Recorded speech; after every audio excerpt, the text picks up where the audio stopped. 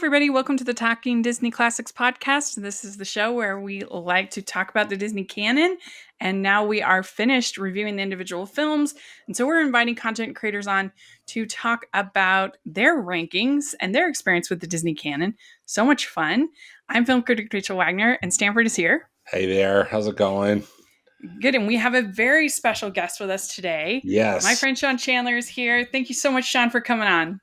Hey, thanks so much for having me on. You sent me the invite to join. It was actually something specifically I wanted to spend more time talking about because I spent so long watching all these Disney movies, but the inherent nature of movies, they just keep coming out. And I couldn't cover them as much as I wanted to. So this was one that I was excited to get to do a follow-up on. Yeah. Well, we're so excited to have you. And I was thinking about it. This is probably the only podcast that you will have gone on where Jennifer has been on before you. Would that be accurate? I'm pretty sure that's true. Well, no, she's been on the podcast for her job before. So talking about social media. I have not been invited to speak to her company before. So, but when it comes to the world of talking movies and TV, she beat me to this one. Because Jennifer came on to talk about The Emperor's New Groove with us when we were doing that recap. So that was super fun. Yeah.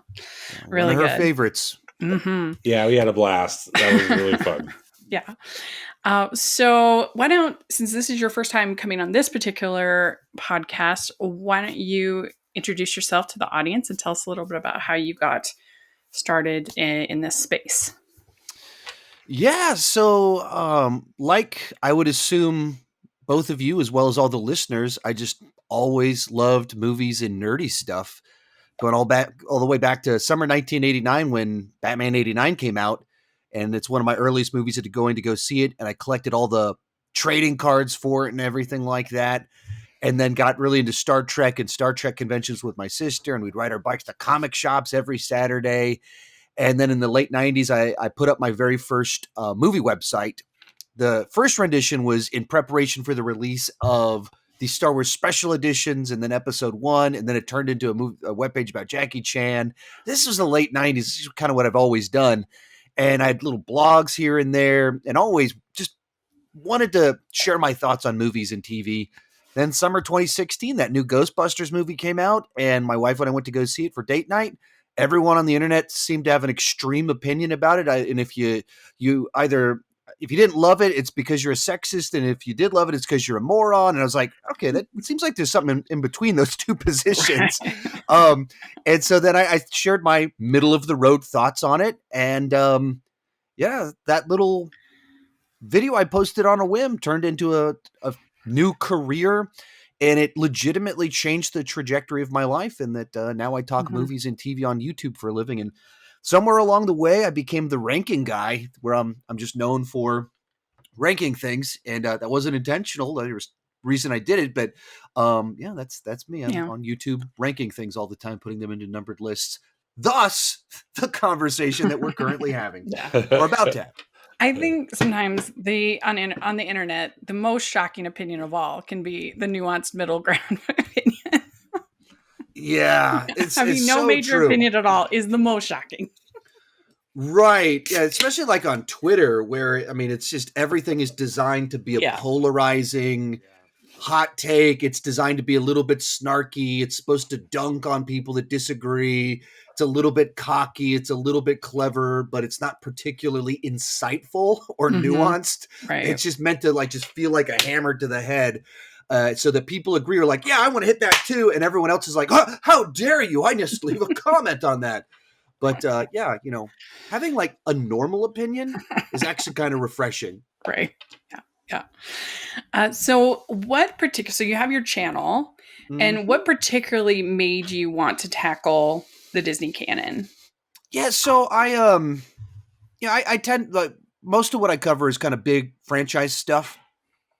And so, I've always talked about, Pixar and the new Disney movies, of course, Star Wars, of course, Marvel. And each year I try to have some big ambitious project. So when you think of what is like the name in animation going back to the very beginning, of course it's Disney. I mean, it's Sure. Disney. There's no one else in the same category as Disney when it comes to just longevity when it comes to animation, and just the number of films they've put out and the number of absolute classics that they've put out spanning the decades. And so it's just always, as soon as I became the ranking guy, it just became a matter of when. And I looked at 2021 and the 60th Disney movie was coming out. That just felt like the right number. Mm-hmm. If I could be more strategic in some of it, I could, you always try and line it up with what's the biggest movie tied to it. So when I did with Marvel movies, it was Endgame, and I could map that out nicely. But, with COVID, you can't even you have no clue even how movies are going to do or anything like that. But so 60 became the number that was like, that's the time to do it. Mm-hmm. So just started January of last year, and it took 11 months to get all 60 movies watched. And also I have 3 kids under the age of 10. And so it's just, I don't want them to be raised entirely on computer animated films, and I have nothing against them. I just want my kids to have a little bit more of a history than that. So I tried to have them watch as many as they could. And so that's kind of where it came from. Very good. Sanford, when did you first review the canon? Was that on your It blog? It was in 2010, surrounding the 50th animated feature. It was Tangled, so that's when I decided. And I was just doing little blurbs on my Facebook page. Is how it started, and then that kind of then I moved it over to a blog. I site. first did it in 2014. I had been a blogger since 2008, and I would every once in a while do a review. I remember I reviewed Frozen and a few other things, and I really enjoyed doing it. But then I tore my MCL in my knee in 2014, and I just was pretty much bedridden, and so I was like, what am I going to do? And I'd always wanted to review the Disney Canon. I'd always wanted to watch the Disney Canon. And so I decided, let's do it. And I really enjoyed it. And that's why originally my website my blog was called 54 Disney Reviews, because it was before Big Hero 6. And so it was the big thing was getting to watch the 54 movies. And I was terrible at like SEO and stuff like that, because like everything I sort of started for different reasons. So I had different names for everything. And it's only been in the last like 2 years that I finally streamlined everything to Rachel's reviews, except for Hallmarkies. And anyway, that kind of I tried to turn a negative into a positive for that situation. Were there a lot, Sean, that you hadn't seen in the canon?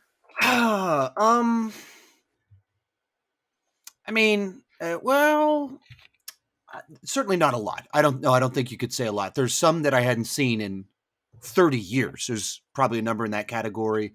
And there's a bunch of like the wartime stuff that's a little bit tricky to categorize because they're like these little shorts. Yeah. And so I felt like so many of them felt so familiar, or I'd seen something, but I don't know if I'd even seen them in that form before. I'd just seen like the cartoon somewhere. Yeah. Well, that's probably true, because like Disney had a lot of those shorts in like the sing-along. Exactly. Those VHS tapes, the sing-along song. And that's where, that's exactly where I was exposed to so much of those, that it made it interesting watching them. I was like, wait, I have seen this, but I haven't seen this at the same time. It's kind of an interesting mix. Yeah, I was going to ask you, so you had pretty much all of the shorts package films. You had those really low. Yep. And I was just curious if you just don't like shorts in general, or just these particular shorts. I'm not I wouldn't say I'm opposed to shorts. There's a bunch of stuff they're dropping right now on Disney Plus that are shorts that my family gets a big kick out of. Yeah. These ones, some of it is just on principle, a compilation of shorts, calling that a film, like 45 minutes of shorts just mashed together with a very loose theme, tying them together. It's just tough for me to be like, yeah, that's a film that told a story, because it really didn't. Some of them were like literally like 45 minutes straight of a duck dancing with a lady in a bar. And so I was like, what am I watching right now? What is this? And 100 being perfectly honest in all of this, I believe the wartime era was the last set of films I watched.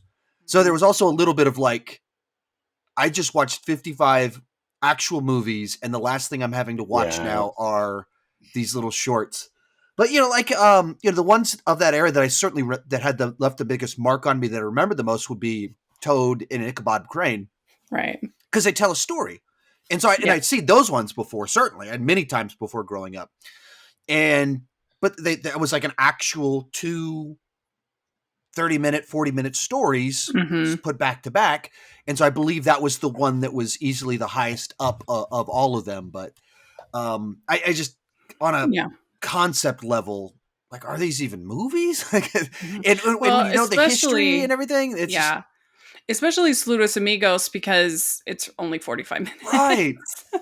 It's 45 minutes, like just 4 shorts just meshed together with a very loose concept of like, hey, traveling to South America, like some of them, like, it was kind of bizarre, and it's also very weird to rank. You watch Encanto, and then the next day you watch one of those. How do you actually compare two things that, like, $100 million, the most state-of-the-art, up-to-date animated film ever created? Absolute professionalism, intricate, like there's a whole story group, and then you compare that to, we're in the middle of World War II, what can we do? I mean, it's just like comparing them even feels like strange to do. Yeah, sometimes I really like rankings that are really random like that, because I don't know, because when you have things that are sort of all basically the same, or that I feel basically the same about, like when people ask me to rank the DC movies, I'm just like, I don't know. I feel the same about all these movies. I just don't have strong opinions about this franchise. And but like doing a kind of an end of the year list, for instance, where I'm having to say, do I like this comedy more than this drama? Or do I, like, I think that those kind of rankings are more intellectually challenging and stimulating, more interesting to me, but they are way harder to in the same breath, because it's like, I don't know, I like all this stuff for different reasons. Yeah. Did you have an like really unpopular opinion in your ranking that you got a lot of pushback on? Probably multiple, but the biggest one. Which one did you say? An unpopular opinion that you had. I'm trying to think. I mean, when you're dealing with Disney, it ties to everyone's childhood. Yeah. And so everyone is very deeply emotionally connected to the movies that they grew up with. And I would say we grew up legitimately during a phenomenal era. Yeah. And almost everyone else would say that too. But other people grew up at different eras, but that doesn't, they watched whatever movie they grew up with just as much. And so I would say a lot of the stuff from the post-Renaissance, I stopped watching animated movies around 1998, right before Mulan came out. I was just in punk bands, metal bands, had long hair, and I just didn't watch animated films for like a decade. And so that was a good decade to miss. For Disney, it certainly was, but but I also missed Finding Nemo, which as soon as I had kids, I watched Finding Nemo when my son was a year old, and I was like, "Oh wow, this is incredible! This is this is amazing." Yeah, and if you ever dive into anime, Studio Ghibli was really at its prime then too. There's some really good movies. And so I didn't watch that era, and they certainly don't connect. I have no nostalgia. And so then like Emperor's New Groove, Lilo and Stitch, a lot of those ones, it seemed like people were like, what? How dare you have this so low? Some of the Golden Age as well. They can just be a little bit, I think I have Pinocchio really low, because it's just been always one of these stories that like, this is so harsh. This is so harsh. Yeah. And so I have it pretty low.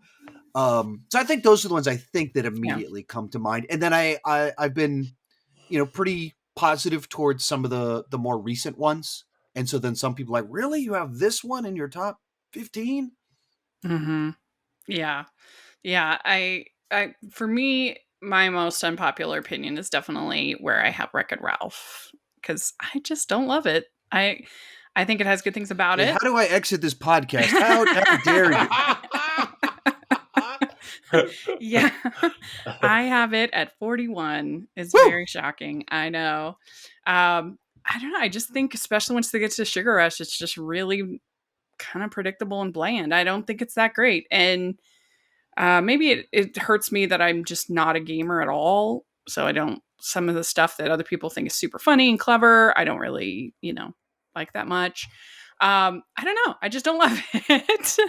And, but I feel like everybody has those hot takes I feel like if you don't have some hot takes, I'm like questioning your ranking, because I feel like everybody should have at least something that they, have to kind of fight for. Well, and you think, like, if you have any personal taste, if you have anything distinctive about your opinion, and there's going to be crazy. Something's too high and something's too low.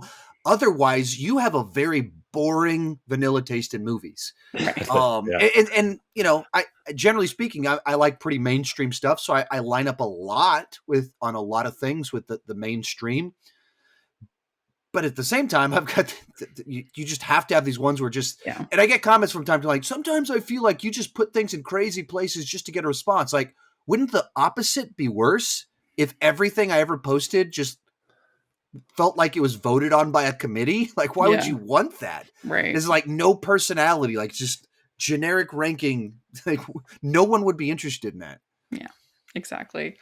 All right. Well, let's dive into the eras and talk a little bit about our favorites and least favorites from the eras. We have that golden era that you talked about. And my favorite is Fantasia. My least favorite. So this is Snow White through Bambi. And my least favorite is Bambi. I have Fantasia at 5. I have Fantasia at 5. I have Bambi at 29. But Stanford, what about you? So top one for me is Cinderella. Wait, for golden era. For golden era. Snow White through Bambi. Oh, sorry. No, my bad. Snow White. Yeah. No. Actually, no. I'm sorry. I'm right. Snow White. I have that at my number 5, but that's my top one in the golden era. Okay, and then my bottom one is Fantasia. Mm-hmm. All right, Sean. 19. What about you? I'm trying to find it. I got my list in front of me. It's a list of 60 movies. I know, right? I've already blown it. Looks like I believe it's Snow White is the one that I have at the top. Okay, great. And what's your least? I think it's Bambi. Bambi. Yeah, Bambi. This is one of my hot takes. Bambi is my bottom one. Not a Bambi fan. Yeah. I think Bambi is really cute. And I can see how it was definitely very comforting at the time. You think about the war and, dealing with death and responding to that, and everybody had somebody in their family who died, and they practically in the war, certainly in the communities. And so I can see how it was very effective at that time, but it's not my favorite. But it is beautiful. I do like the music a lot.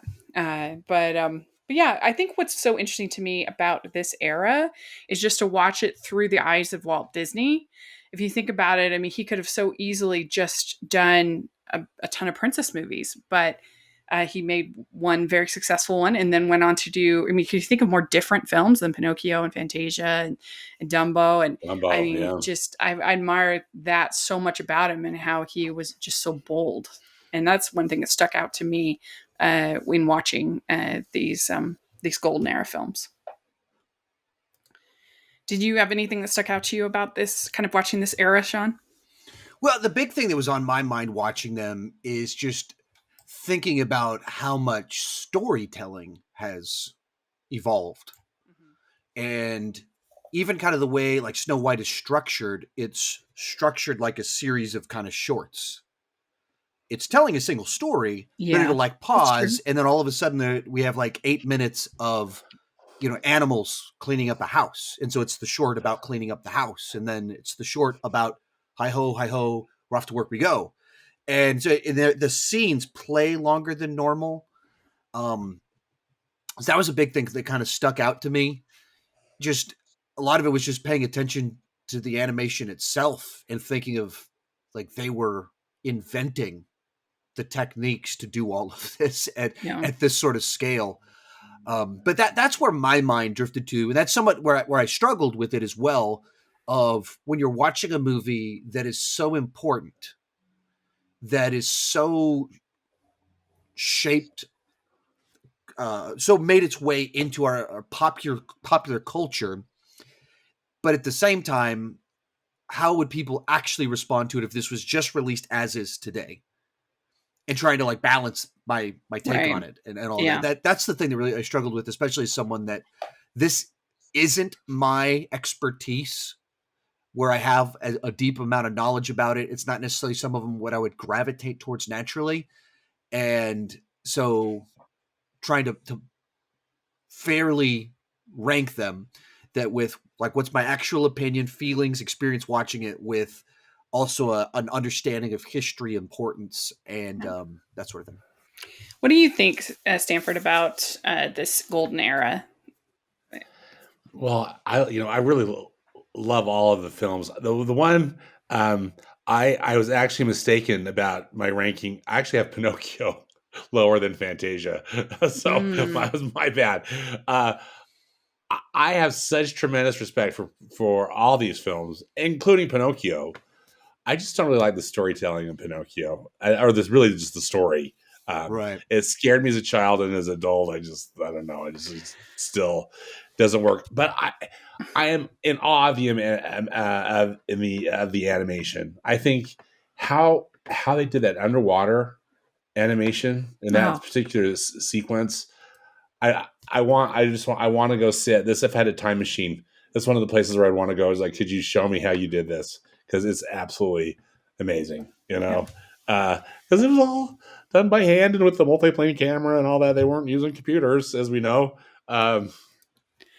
Anyway, I have tremendous respect, and I really love most of them. I really love most of these. And don't get me wrong, I love Fantasia too. It's just I just like these other. I like other films more. Yeah, I mean, Pinocchio. It's when they turn into the donkeys. That is so terrifying. Oh, and especially we're going to be having 3 Pinocchio movies coming out this year. So it's going to be so interesting. I'm going to look forward to, Sean, your Pinocchio ranking video that I'm sure we're going to get. I know, right? Me too. So I'm thinking about what that would look like if I should do that. Are there too many versions or too many weird versions? I don't. And is it a story I just don't really like? That would I be able to? Same. It's just like such a, I don't know, dark story with a very bizarre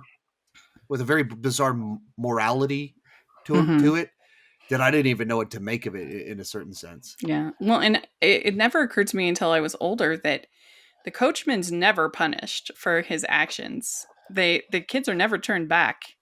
They stay donkeys, as far as we know. They just leave. Yeah. It's like, whoa. Yeah. Anyway, we should just see what all these versions do with it. Also the fact that they have anthropomorphic animals and regular animals. Like there's Gideon the cat, and then there's Figaro the cat. One's a real cat, and one's a walking around talking cat. Which I'm just like, what? What is this world? Yeah. Anyway. It's just like watching it, you think kind of like modern day understanding of the culpability of children. And apply that to this story and go, I know it's a classic, but this is weird. And I don't know. Yeah. I don't know many people would go along with what this is communicating. Yeah. That's why I'm really curious to see what the heck are they going to do. What are they going to do? With 3 of these movies in 2022. Yeah. It's going to be interesting. Rachel, one more comment about this era, though, for me, and thanks. I got to tell you, though, I'm also always in awe of Snow White, and every time I rewatch it, I I just think it's one of the best films ever made, and really, it's still, I think, in many ways, the gold standard of all Disney animated films. Yeah. You know, the standard that they need to meet, and what it should be to. I mean, really, because because it does everything. I mean, it's funny, it's scary, it's sad, it has all of your emotions that you could have, and I think that that's what makes it so timeless. Is that it works for anybody because it has all of these feelings, and the animation is stunning. Yeah, I agree. You know? When I even went into it a little bit cynical, skeptical, as the guy that knows modern movies much better than classic films, and this is obviously the original. And so I started writing some notes down about like, well, this song isn't as catchy and this and that, and I wrote things down. And I got like 10 minutes after that, I was like, what? I was totally wrong. No, there are so many memorable songs. Like, I know the words to so many songs in this movie, and I know every melody to something. Okay, half of what I'm writing is wrong. This just is a classic. Yeah. All right. Well, the next era is the package era, and it's Saludos Amigos all the way through The Adventures of Ichabod and Mr. Toad. So it's Saludos Amigos, The Three Caballeros, Make My Music, Fun and Fancy Free, Melody Time, and then The Adventures of Ichabod and Mr. Toad. And so my highest is The Adventures of Ichabod and Mr. Toad. I have that at 30. And then my lowest is Saludos Amigos, which I have at 56. So what about you, Stanford? So, same Rachel at number 30, I have The Adventures of Ichabod and Mr. Toad. And just as Sean was saying too, it's clearly, I think, the best package film, and most likely just because it's just like two longer shorts, right? Yeah. Rather than all these, and with stories, they've got a complete story in each one, and I like the stories. I think both stories are very compelling, and good. And maybe it's just the college English major in me too, because I had read these books as well. But my lowest is Fun and Fancy Free. I have all three of the package films low. I have them 48, 49, and 50. Well, no, I'm sorry. Three Caballeros is at 51. I think where I differ from you both, and please know how much I respect you. I'm not trying to diss your opinions at all. I have Saludos Amigos higher. I have it actually in my ranking at 33. I saw it at the very first D23 Expo in 2000. I think it was in 2009. They showed it. They had set up a theater, and they showed it, and one of the Disney archivists was there and introduced it and talked about it. And that just helped tremendously, and then it just kind of opened it up to me. And plus I'd been to Peru. And so the whole thing, I just really, I could just felt like I could relate to it a little bit.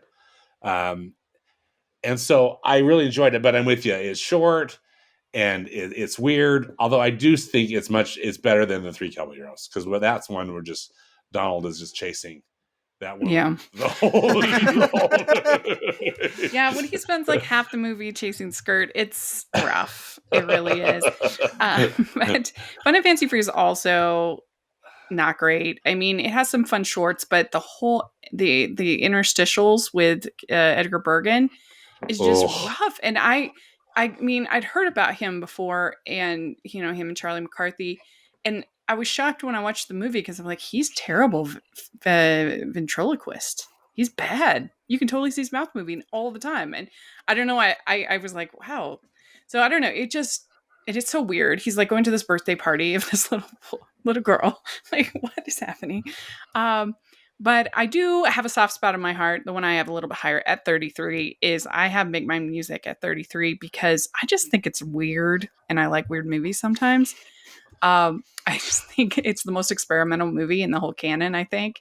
And it definitely feels like picking up your sloppy seconds from around the office. They're like, here, I'll take this one and this one, we'll put that in.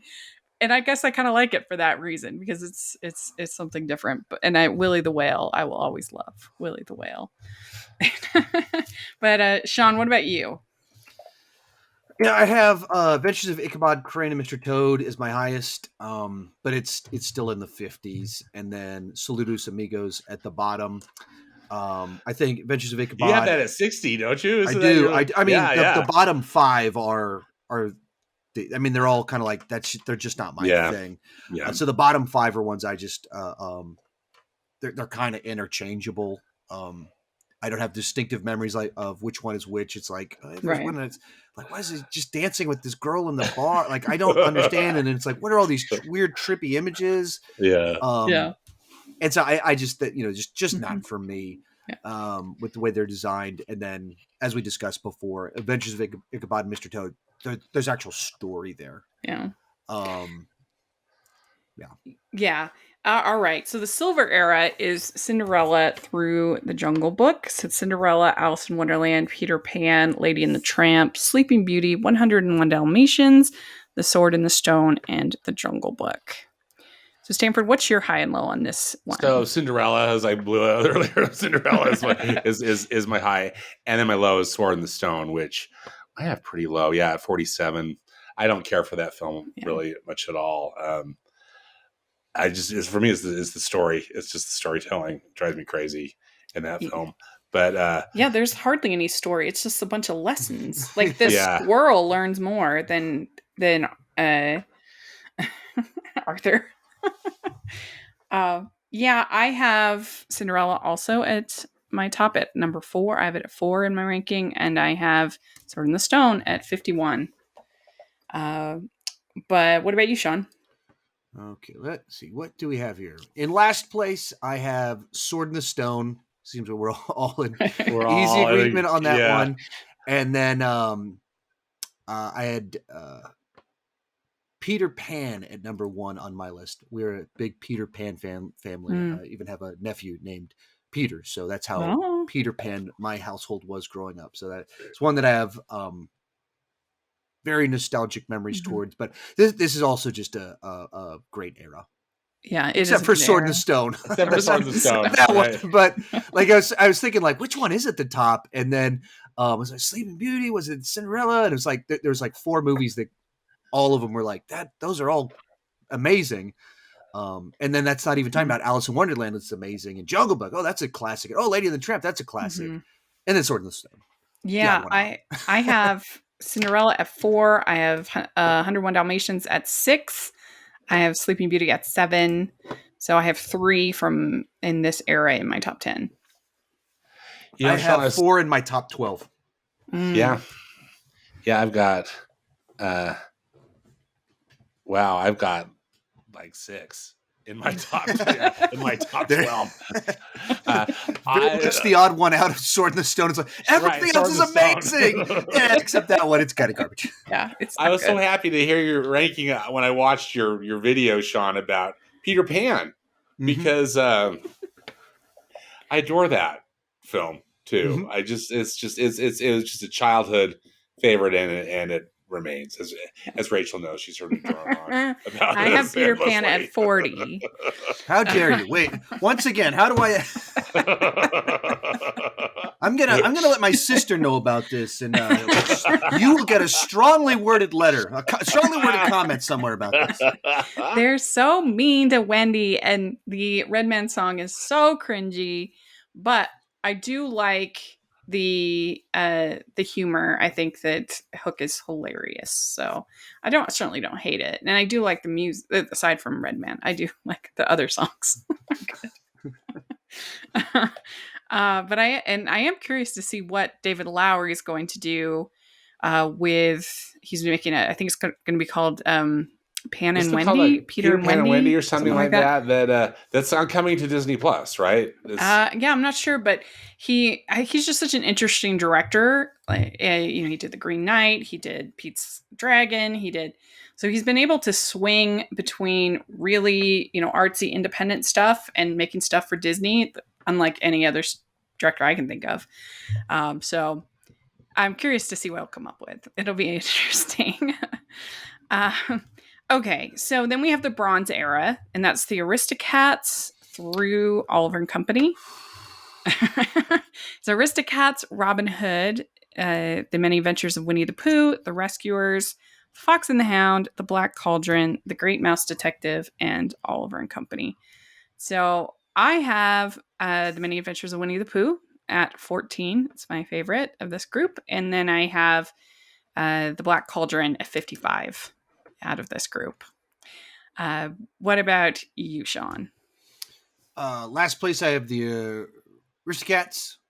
And then number 1, I have The Great Mouse Detective. And let me see where they fall in the actual spectrum of the full ranking. Great Mouse Detective, even being the top one in here, is only at number 29.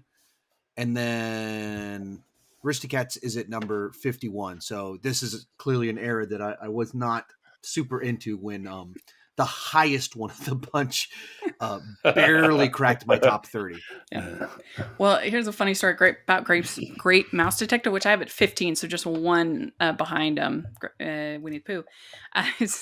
So when I watched it for my first ranking, I was like, what is this mouse burlesque scene? Like, what? I've never seen that before. And so I called my mom, and I was like, what is this scene? And she's like, oh, we always skipped over that scene. Right, no wonder it didn't seem familiar. I made a mistake. Actually, I have the Many Adventures of Winnie the Pooh at number 20. I had two different lists in 2 different places, so nice. It's a little bit friendlier to the era. One of them cracked the top 20. So anyway, I wrote that in my notes. Yeah, about the burlesque. Like, whoa, yeah, never knew that. Woo, it's so random. Yeah. What about you, Stanford? What's your top and bottom? Well, my top, of course, is The Rescuers, which I have at number 9. Sean, I think you really aced it when you're talking about movies that are sentimental. You know, The Rescuers was a movie I saw as a kid. You know, in the theater. My parents took me to it, and I just loved it. And I still do love it. And the last one for me is the Black Cauldron, and I have that actually. That's my number 60 is the Black Cauldron. What did you think of? I can't remember in your ranking. What did you think of Black Cauldron, Sean? So that's one of the ones I'd never seen before. Yeah, which is actually interesting because I actually read the books, which I read almost no books growing up. I didn't read growing up, but that was one of the series my sister was into, and so I read the books. And then I was like, wait, there's a movie. How have I never seen the movie? And then I did all the research into it about the movie disappeared for 15 years. Like, oh, okay, that makes sense. The time period where I could have watched it, would have watched it, the movie had disappeared. So I had never seen it until I watched it for this. And I mean, it felt like generic fantasy movie, the movie. Mm-hmm. Yeah. I mean, it had every single cliche without anything new or interesting added to them. It was just like the chosen one, this magic sword, the sacrifice, the princess in the castle. I mean, it was just everything that you're supposed to have in one of these it had. But it was just like, it was like a checklist of like, now you have to have this. Yeah. And when you're trying to tell kind of this big fantasy story that's told over multiple books and things like that in 80 minutes with world building, and it's so superficial that it was just so I had it not terribly high on my list. Well, the characters are so annoying, and that's part of the problem. It's rough. It's a rough sit, but I mean, the animation is beautiful, and I would have been very curious to have seen it before it got hacked to death. But I know Rachel and I, we were talking about this. We want to see the pre-Katzenberg cut, right, of this before it got hacked. Yeah. So it is absolutely just a mini rabbit trail. Fascinating to me how many movies had these dramatic other cuts that are lost to time. Yeah. I mean, that is crazy to me. Like, I think about my YouTube videos and I like save all the footage and everything like that because I don't want to lose anything. You think whole movies from like top directors, top studios, where there was this other version that have now become the stuff of legends and they're lost forever. That is, I mean, they spent millions and millions and millions of dollars to create all this footage, create this version, the proper one. and nobody has it anymore. That is crazy. Yeah. Magnificent Ambersons. It goes way back to Orson Welles in the 1930s or 40s, whatever. Nobody has ever seen I don't think anyone's ever seen the correct version of that movie. But yeah, I know it is interesting. It's like if we could have the pre-Katzenberg cut of the Black Cauldron, please. Please. Is it somewhere, lost in there? You're buried in the Disney archive. Yeah. So next we have the Renaissance, which is, of course, The Little Mermaid through Tarzan. So it's Little Mermaid, Rescuers Down Under, Beauty and the Beast, Aladdin, The Lion King, Pocahontas, The Hunchback of Notre Dame, Hercules, Mulan, Tarzan, and Tarzan. Stanford, what's your top and bottom for this one? So top as Beauty and the Beast, and that actually is my number one, too, of the whole list. It's just one of my all-time favorite films. Love it. And then the bottom one for me is Hunchback of Notre Dame, which I have at number 53, and it's a film I really just can hardly stand. I think, as we've talked about before, there's so much potential, and I appreciate that Disney was trying to take on something challenging, but I feel like this story to begin with is not one that really lends itself to a Disney animated film. And then they have to make so many changes to it, and then adding the comic relief to it, it just kills me. It was so hard this was one of the harder ones to rewatch when I, doing this rewatch with Rachel. Like, I hate this movie so much. But our episode was very good with my friend Christine on. That was wonderful. It ended up being a great episode. So that's the great thing about podcasting, is that sometimes the train wrecks are the most interesting conversation actually to have. Anyway, so for me, I have The Little Mermaid and Beauty and the Beast as my 1 and 2, and sometimes I've ranked the Disney Canon 3 times. 2 times I've had Beauty and the Beast at 1, and 1 time I had The Little Mermaid at 1. The Little Mermaid was the first movie that I ever really loved, and it was so important for my childhood and just in my love of music and my love of animation. I still love it to this day. But I also love Beauty and the Beast, and I think I love the message, and I'm very nostalgic about that as well, and I love the music, and so I don't know, I just go back and forth between those two. I just love them both. And then my lowest is Pocahontas at 50. I like some things about Pocahontas. I think it has some good music. I think Judy Kuhn is an incredible singer for Pocahontas. And I think, Numbers Like Savages, I think is really beautiful and interesting. It has something to say. But I just don't like Pocahontas as a character. She's so insufferable. She's so annoying. And I think and I'm the Hallmark girl. Like, I love a good romance. This is just so terrible. I hate this romance. It's so, like, they never even, I don't know. It's just they look into each other and that's it. There's no substance to me except for her preaching to him and to all of us, and I just don't care for it. But I admit the animation is beautiful and it has some pretty songs, but it's my least favorite. What about you, Sean?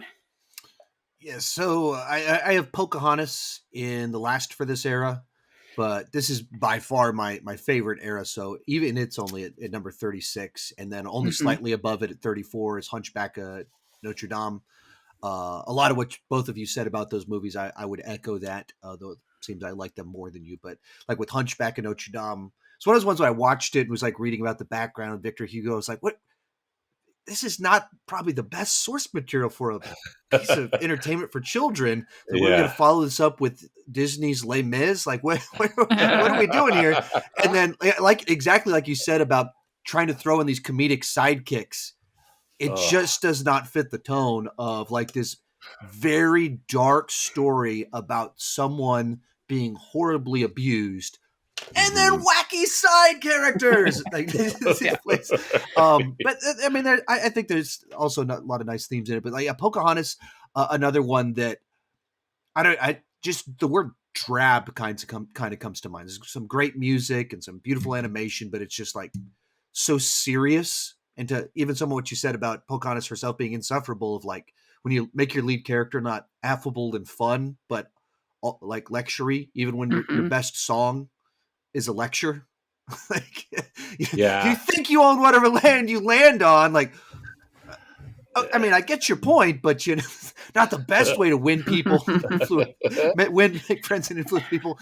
And then at number one, I have Lion King, but the top, my top three are all from this era.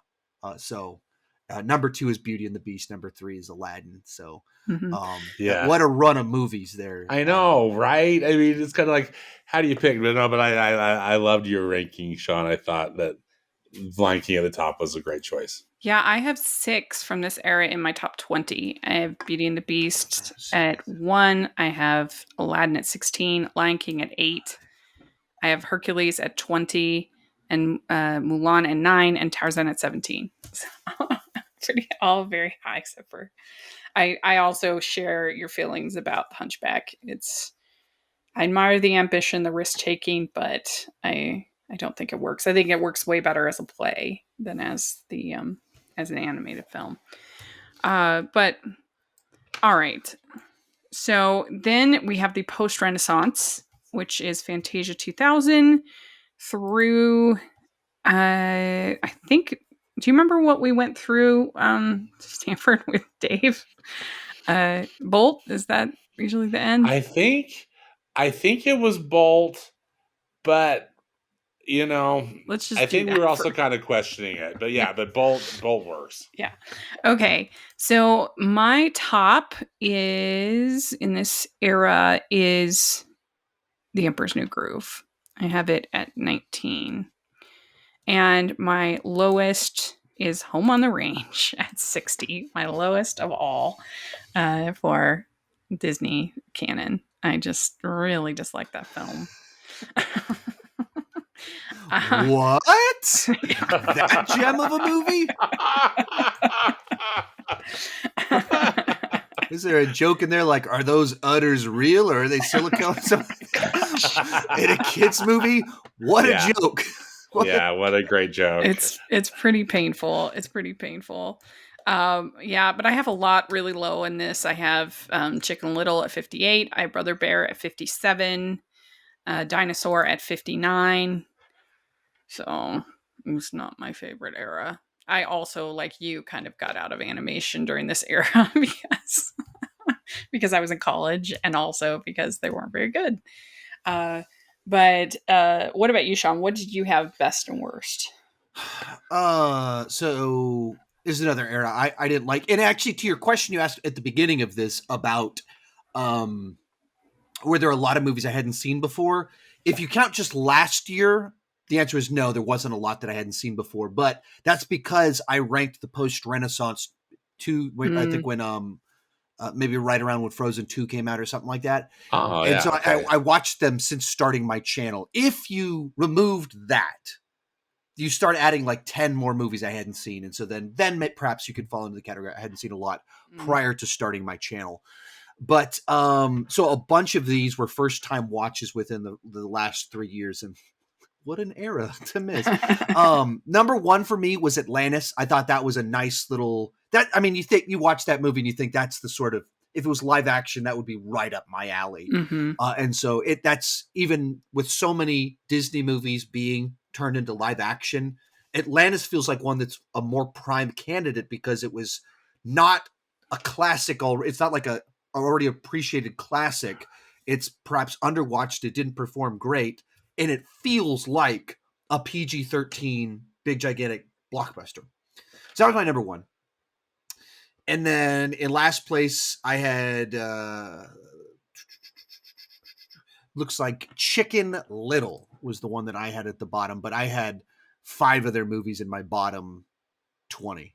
So Chicken Little, I didn't like Brother Bear at all. I'm not a Fantasia person at all. Home on the Range is in my bottom 10. So there was a bunch of them in there that I was just like, ugh, what?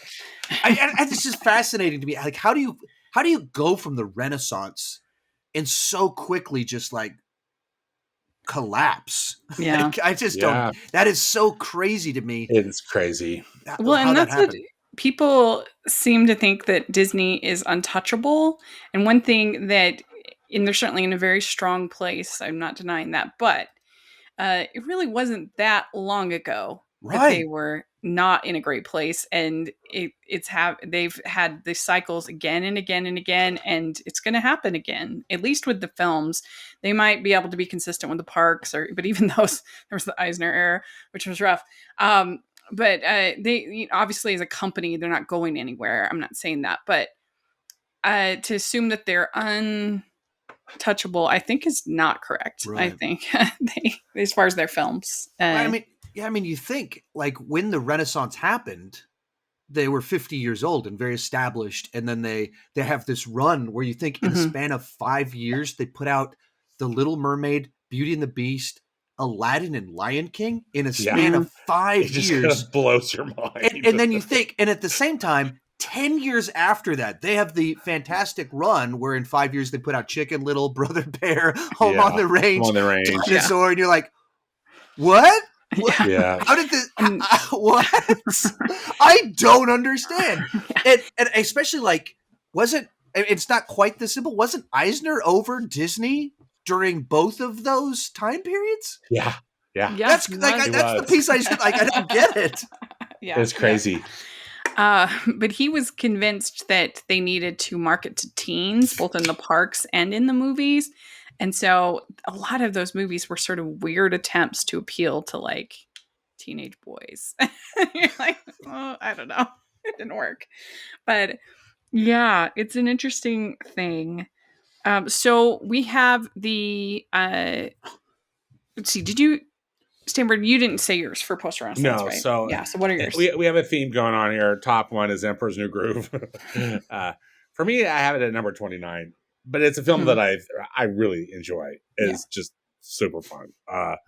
Then in my 4 of my bottom 5 are from this period. So Brother Bear at 56, Chicken Little at 57, 58, Home on the Range, 59, Dinosaur. And then, of course, Black Cauldron at 60, but different period. But horrible, horrible films. The only good thing about Dinosaur is if you have insomnia, I think it could work. Other than that, the score is actually really good. The score, and it's one of those things that made me sad because it had potential. I thought the visuals could really have potentially be very, very interesting. I tell you, that first scene with the egg is pretty good, but then they get into this. The whole rest of the movie is just brown. So it doesn't even all of the sort of cool aesthetics that you could have had of the photo background with the CG dinosaurs. And it doesn't work because it's just on Joan Plowright and Della Reese's characters. You just want to, like, poke my eyes out. I just think, are you kidding me? These old lady dinosaurs. That anyway, the whole thing is just horrible in my eyes. But they're all bad. Interesting question for you, Sean. Do you think that there has been a post-revival era after Ralph Breaks the Internet, or do you think it's still just one big era? My argument for that is because Ralph Breaks the Internet is the first one without Lasseter, so I feel like there was a pretty big change, and so that's why I feel like this is sort of, we're now in the post-revival.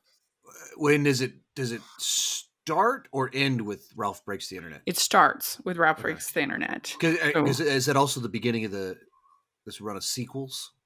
Yes. So it would include, if we did post revival, it would be Ralph Breaks the Internet, Frozen 2, Raya, and Encanto. I mean, I think that would make sense. Even in the set, like, just the way that Disney is starting to run these days of kind of placing safer bets with sequels and things like that. Mm-hmm. And as you said, Lasseter being such an important piece to the puzzle. I just looked up and realized I've been staring at my webcam as I'm talking to you to make sure I'm looking at the camera, which probably isn't very important for a podcast. It's like, why am I staring at this camera? I do that sometimes too. Or I'll wave to say goodbye, and I'm like, why am I waving? Yeah, why am I waving? But I would I wouldn't call myself an expert enough to be able to make a definitive statement, but that makes a lot of sense to me. I view it just a tad differently, and I know we had talked about this a bit with Dave, Rachel, but even though Lasseter, I think, had left by the time, clearly, but when with Ralph Breaks the Internet and Frozen 2 came out, I think he still had an executive producer credit on both of them, and I think that he had been involved enough with them. Mm-hmm. That for me, I'm calling it the Jennifer Lee era, and again, no one asked me, so I mean, I'm just throwing it out there, and you're nice to let me blah blah blah, but it's the Jennifer Lee era, and I think it starts with Raya and the Last Dragon. Mm-hmm. Because I feel like that was really, and again, maybe Lasseter was involved because these films go, they take a long time, as we know, in development, etc. But I don't think he had a credit though. But he didn't have a credit, and I feel like the tone is different in both of those films, somewhat. I mean, it still feels very Disney, but Interesting. Yeah, that's just my opinion. Thank you for listening. Yeah. Well, let's talk about, I guess, the revival, just the rest of the movies, for now at least. So we have the Princess and the Frog, Tangled, Winnie the Pooh, Wreck-It Ralph, Frozen, Big Hero 6, Zootopia, Moana, Ralph Breaks the Internet, Frozen 2, Raya and the Last Dragon, and Encanto. So, Sean, what was your high and low in this one? So, low is Ralph Breaks the Internet. I dug the first half of the movie, I guess, well enough. It was fine. Yeah. And then the second half felt like they attached a bad sequel onto it, the same way that a weird virus attached to his back. Even visually, I find it uncomfortable to watch some of those graphics. Maybe it's the way that I'm wired, but like the weird virus stuff. Mm-hmm. I just don't like the last third of that movie. I don't find it watchable at all, which is frustrating because I do have a lot of fun with the first bit to it. And my number one was Wreck-It Ralph, so an era bookended by Wreck-It Ralph. Oh yeah, interesting. Yeah. But I'm also I really dug Raya, the Frozen movies. So I've got I mean, I almost have as many of these movies in my top 20, or maybe have as many of these movies in my top 20 as I do Renaissance films. I think maybe a 5 or 6 in there. So I think this has been a really good decade. Yeah, I think so too. Yeah, agreed. For me, I have Tangled as my top. I have it at 3. It's one of my favorite Disney movies. I just absolutely love the characters. I've said for a long time that I think it's Disney's first real romantic comedy where you have like extended banter between the couple. I mean, you have a little bit in Aladdin, you could make that claim. But I just love the banter between Flynn and Rapunzel, and I think it has huge heart, and I love Mother Gothel. It's the last real like dishy villain that we've had for a long time. And so I miss those a lot, and I wish that we could get them back. And I just love the story, and I love the fact that she loves Eugene better than than Flynn, and so it's my favorite. I do also have Moana pretty high. I have it at 11. But my lowest is actually The Princess and the Frog. I have it at 42. And I do love the animation, and I love most of the voice work, but I don't like Naveen as a character. I think that he's slimy, and I just don't trust him as a character. And I just don't really like the story. I don't love the voodoo elements and how that's handled, and bringing in the occult into a Disney film is just not for me. And I just think it's kind of a mess of a story. It's got so many subplots going all over the place, and then she's a frog for most of the movie, and we're supposed to be all empowered that it's the first African-American Disney princess, but she's a frog for most of the movie, which is awkward. I just don't love it, and I wish that I did, and I was super disappointed when I saw it at the theater. Stanford, what about you? So similar, Rachel. In fact, if not identical, Tangled is at the top. I have it Tangled at number 10. I think it's when Disney finally figured out how to make a computer animated fairy tale, and they just aced it. It's really just a perfect movie, and I also appreciate what you said about it too. I love the romantic comedy element to it, and anyway, great songs. Really love that movie. And then Princeton the Frog for me. I have it at low too. I have it at 54. I really wanted to like this movie. I mean, there was so much excitement about it. Disney was returning to hand-drawn animation. Ron and John were directing it. It's fairy tale. It was African American princess. All the stuff that you just think, oh, this is going to be so fantastic. And then, just as you said, she's a frog for so much of the movie. The story I just thought was a mess, and didn't care for it. I love the animation, and I love Tiana. In fact, it's going to be great that Tiana's getting her own Disney Plus series, and I think that's probably where, hopefully, that's going to be terrific. You really enjoy her character, because her character's great, and I love Anika Noni Rose, and all that stuff. But as a film, it's bad. Right above it, I have the Hunchback of Notre Dame. So you can tell that's out there. Right? I mean, it's even like one of the characters is like a spitting frog, and there's like flies going towards Pooh. Like it's just like gross humor. That's like what it has princess in the title. There's a certain sense of elegance that goes along with that, and the mucus and the spit, like they don't go well with what comes to mind. And so I have that one really low too. And likewise with you guys, I have Tangled in my top 10 as well. Yeah. Okay. Yeah. So I have it above the Frozen movies. I said Frozen movies, but Tangled's actually above it. Nice. Great. Well, this has been so much fun. Thank you so much for coming on and talking with us about your ranking. Sean. It's so fantastic. We have to talk with you and to get your perspective on these films. Thank you. Yeah, it's fun. Like I said, it was one of those ones that I spent so long on the project, and I wanted to do one where I talked about the eras. I wanted to do a video about that, but I ran out of days. I ran out of energy, and then your Spider-Man No Way Home was right around the corner. I was like, I have to take a couple of days off. I have to rest after working on this gigantic project, and I know I'm going to have a crazy month. And so I wanted to do something like this, so now I finally was able to. I'm so glad. Well, how can people find you on social media and your channel and everything? Yeah, on the Twitter, you can find me at Kirk Never Died. If you go to the Instagram, it's Sean Talks About. And if you go to the YouTube, if you type in Sean Chandler, SEAN, you'll either find an NFL player or a guy that talks about movies. I am the one talking about movies. Very good. Very good. I was about to say you'll find a guy that looks like me, but that's not helpful on a podcast. That's right. Right. Which I keep forgetting. So, Stanford, how can people find you? On Twitter, I'm at Stanford Clark, and I have a movie podcast and blog at moviespastandpresent.com. And follow me on Instagram. My handle's at moviespap, as in past and present. Great. And you can find us at Disney Talking on Twitter, so make sure you follow there. And then also you can find me at Rachel's Reviews, all of our social media, iTunes, YouTube, and on Rotten Tomatoes. So please take a look at that. And also check out the Hallmarkies podcast to have a lot of fun over there. And please, if you are listening to this episode on iTunes, please leave us your ratings and reviews. We would really appreciate it. And if you are listening on YouTube, please give this video a thumbs up and subscribe to the channel. Appreciate that so much. We also have our Patreon group and merch store where you can get hashtag Animation Junkie shirts. So please take a look at that.